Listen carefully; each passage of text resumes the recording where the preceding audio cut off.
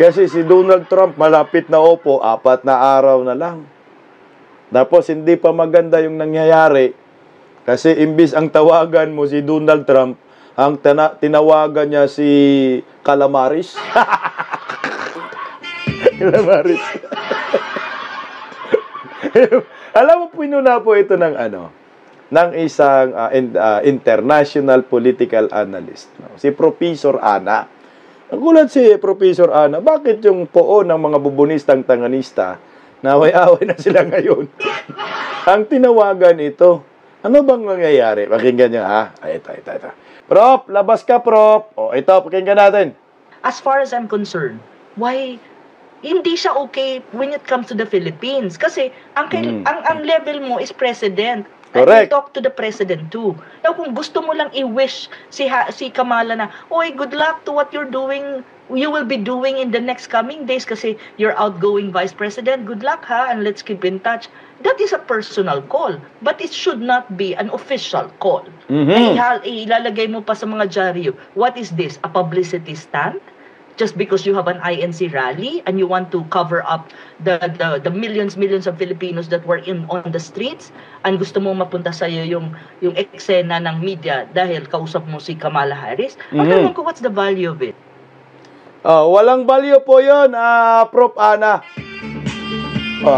As far as bakit nga ba si Kamala tinawagan sabay sa rally ng Iglesia ni Cristo?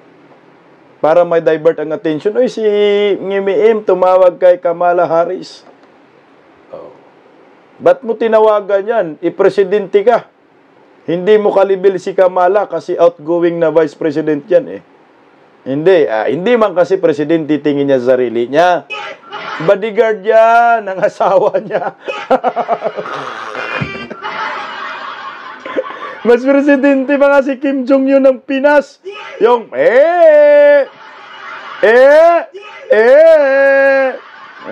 Mas presidente yun. Hindi ho talaga, wala. Weak leader ito. Paano po na di rin niya kayang kausapin si Donald Trump? Kasi nga, tinanggihan yan eh. Kagagawa niya kasi. Tingnan mo, January 20 yung inaugurasyon. Pag si Trump kasi, ayaw talaga niya. Kagagawan din niya kasi merong history. Pakinggan niyo po ito. Ito yung gusto kong i-play. Question, which candidate, that was Christy's question, which candidate in your mind would be best for the alliance, Donald Trump or Hillary Clinton? I would say, I suppose I would be very hesitant to say Donald Trump because he seems rather belligerent. So I have no interest in waging war against any. Puta pa, belligerent ka pa. Ano belligerent? Belligerent. Belligerent pala. Ganun na pa talaga siya dati. Pautal-utal talaga siya, no? Mayayo, maalamano. Ganyan na talaga siya. Ang sabi niya, Ito sabi niya. I suppose I would be hesitant to say Donald Trump because he seems rather belligerent.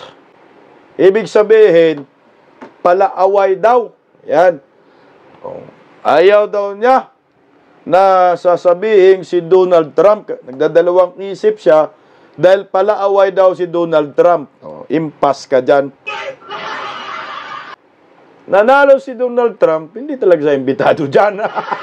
Ninatandaan man talaga to ni Donald Trump. Malas niya. Malas ka. Kaya ang tinawagan niya si Kamala Harris. Ano makukuha natin doon? Animal outgoing eh. Diyan siya nagkamali. Palaaway, ikaw nga palaaway. Ngiwi din talaga siya noon pa, no?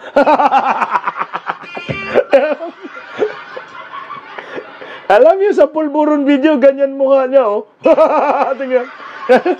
Alam mo ang pulburon video natin dito? Di ba ganyan yung mukha niya sa pulburon video? Ayan, oh.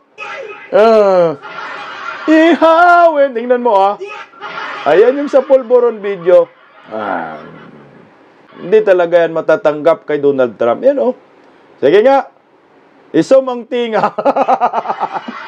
Pareho rin yung tinga, oh. Tingnan niyo ang tainga ni Dayunyor. Lumulunok na din talaga siya ng laway. Laway, no? Lumulunok na rin. Tingnan mo dyan, oh, nalulunok na siya dyan, oh. Alam ko 2016, oh, yan. No? Ayan, oh. Hey! Nakuha na natin yung kamukha ng Pulburon video. Screenshot niya. Kambal. Kambal lang. Yeah. Nakita rin. Lumulunok na yan ng laway kasi na-dry daw yung lalamunan. Yung kambal. Hindi siya yan, ha. Hindi ko sinabi siya, kambal lang. Kamukha talaga. Carbon copy daw. Yan, carbon copy, nakita na namin. Yan talaga, oh. Sa tainga makikita. Side view. Kung siya ayaw ipatawag ni Donald Trump, kasi ayaw talaga ni Donald Trump ng ganyan, eh. Tingnan mo naman si Tatay Digong kay Donald Trump. Oh. Rodrigo, I would like to commend you on your success as ASEAN chair at this very critical moment in time and in the association's history, such an important event. And I want to thank you for your incredible hospitality and the show last night, the talent at that show. I assume mostly from the Philippines, was fantastic. Thank you. And you were fantastic, also very much from the Philippines. Tingnan mo. We couldn't tell the difference. Tingnan mo. Grabe ngiti ni Donald Trump yan. Ang tamis ng mga ngiti. Ang tamis ng mga ngiti. Mayayo. Maalamano. Rodrigo.